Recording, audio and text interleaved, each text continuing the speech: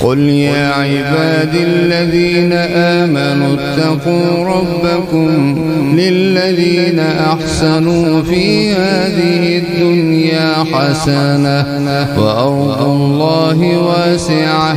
إنما يوفى الصابرون أجرهم بغير حساب قل إني أمرت أن أعبد الله مخلصا له الدين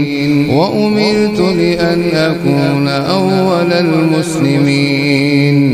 قل إني أخاف إن عصيت ربي عذاب يوم عظيم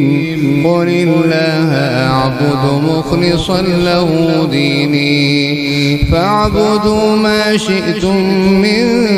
دونه قل إن الخاسرين الذين خسروا أنفسهم وأهليهم يوم القيامة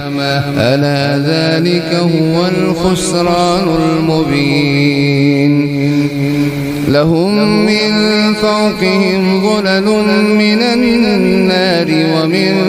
تحتهم ظلل ذلك يخوف الله به عباده يا عباد فاتقون والذين اجتنبوا الطاغوت أن يعبدوها وأنابوا إلى الله لهم البشرى فبشر عباد الذين يستمعون القول فيتبعون أحسنه